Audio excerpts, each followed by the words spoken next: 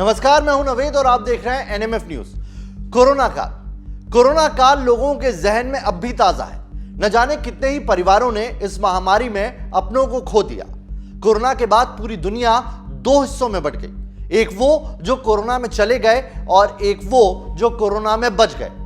Corona काल में मजदूरों का पलायन, बेरोजगारी, मंदी, स्कूल दफ्तर का ठप होना, न जाने क्या क्या झेला इस दुनिया ने। पर अब एक बार फिर से कोरोना जैसा खतरा हमारी तरफ कदम बढ़ा रहा है, जिसका नाम है H3N2 वायरस।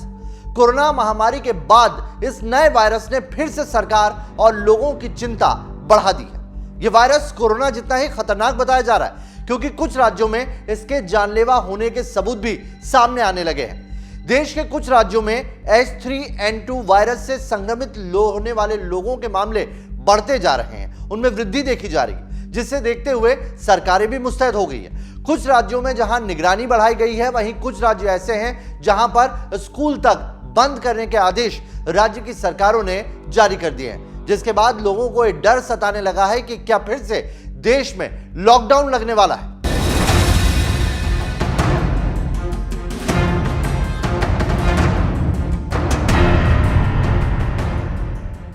फिर सताया लॉकडाउन का डर।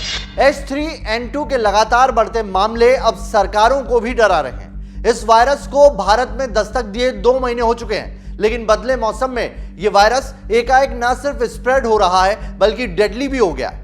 हरियाणा और कर्नाटक में इस वायरस से हुई मौतों के बाद और एकाएक इसके मरीजों में लगातार इजाफा हो रहा है। इसकी जो मामलों की संख्या है वो बढ़ती जा रही है, और इसे देखते हुए अब कई राज्य सरकारों ने H3N2 वायरस को लेकर एडवाइजरी तक जारी कर दी है।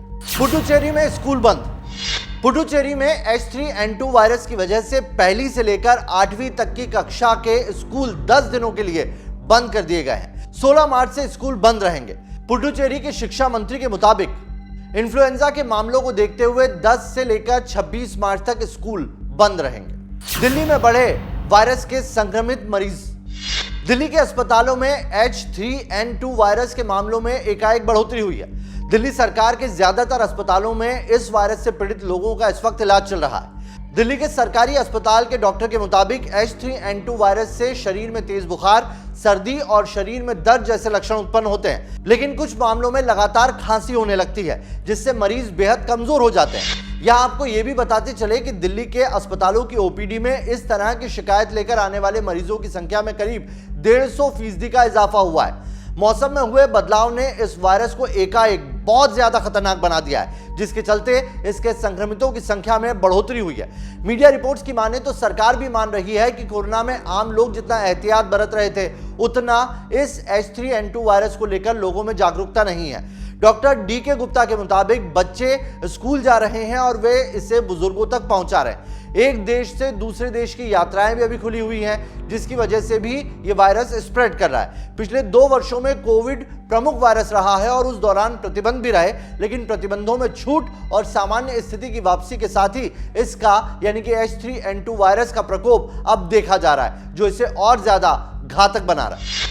फेलिक्स हॉस्पिटल के CMD डॉक्टर DK गुप्ता ने इसके लक्षण और बचाव के तरीके भी बताए। सिम्टम्स की बात करें, लक्षण की बात करें तो बहुत इंपॉर्टेंट है।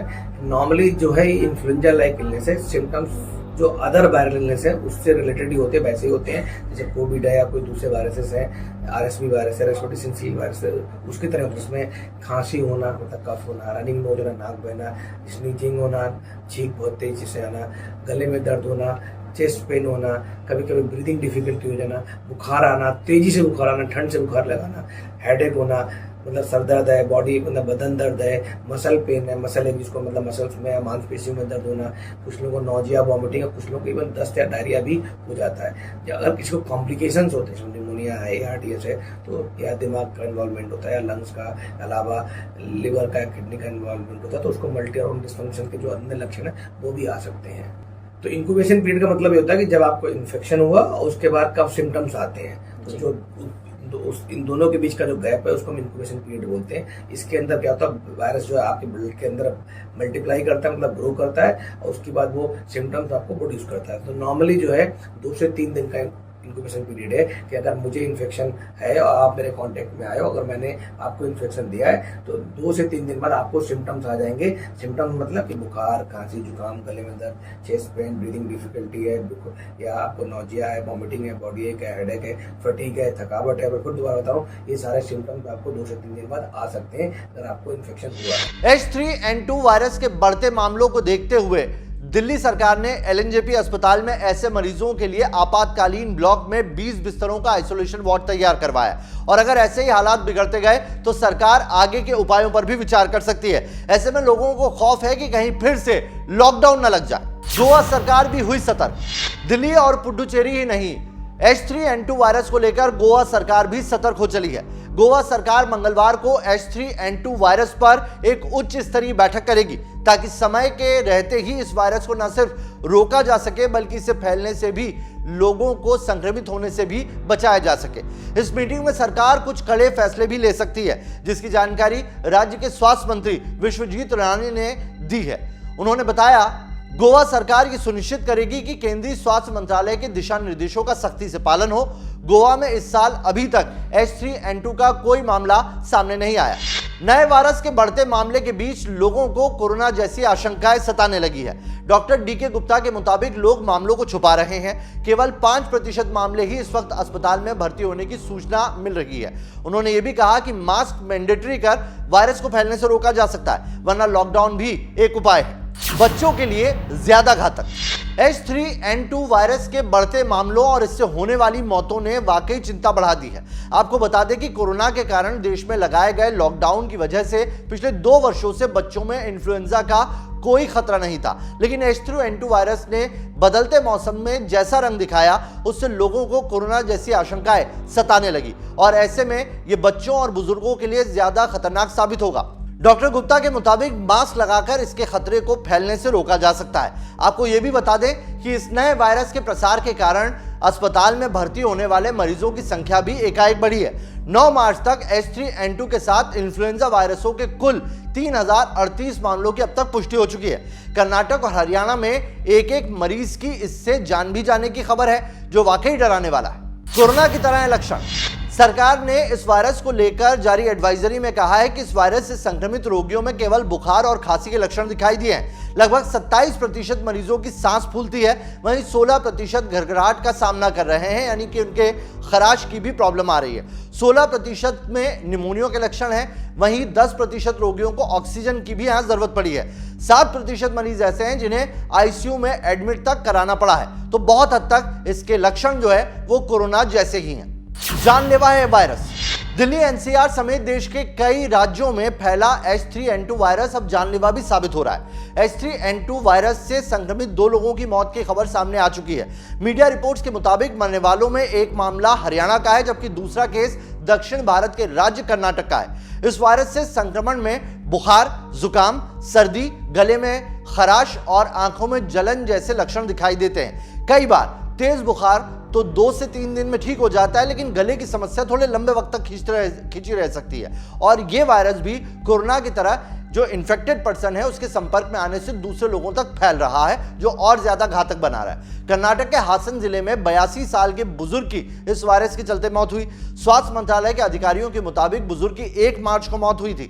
राज्य सरकार के अधिकारियों ने कहा कि बुजुर्ग को बुखार, गले में खराश और शरीर में दर्द जैसी समस्याएं थी। उन्हें बीमारी के बाद Hassan institute of medical science में 24 फरवरी को एडमिट कराया गया था, जहां पर 1 तारीख को उनकी मौत हो गई। हासन के जिला स्वास्थ्य अधिकारी ने बुजुर्ग की मौत H3N2 वायरस से होने की पुष्टि भी की है। 6 मार्च को आई बुजुर्ग की रिपोर्ट से इस वायरस के होने की, उस बुजुर्ग के इस वायरस से संक्रमित होने की भी पुष्टि पाई गई है। स्वास्थ्य विभाग का कहना है कि फिलहाल प्रशासन की ओर से सर्विलांस किया जा रहा है कि बुजुर्ग के संपर्क में कौन कौन आया, उन्हें जांचा जाएगा। इन लोगों पर नजर कड़ी रखी जाएगी ताकि ये वायरस फैलने से रोका जा सके। जिस तरह से हालात लगातार बिगड़ रहे हैं, H3N2 वायरस के मामले बढ़ते जा रहे हैं, राज्यों को यहां वाकई सतर्क रहने की जरूरत है। केंद्र ने भी राज्यों से हालात पर नजर बनाए रखने के दिशा निर्देश जारी किए हैं ताकि हालात कोरोना वाले ना हो चले। लोग खौफजदा हैं, कहीं फिर से लॉकडाउन न लग जाए। आपको हमारी ये स्टोरी कैसी लगी हमें कमेंट करके जरूर बताइएगा। अनयूजुअल नहीं है इस सीजन में वायरल इन्फेक्शन होना।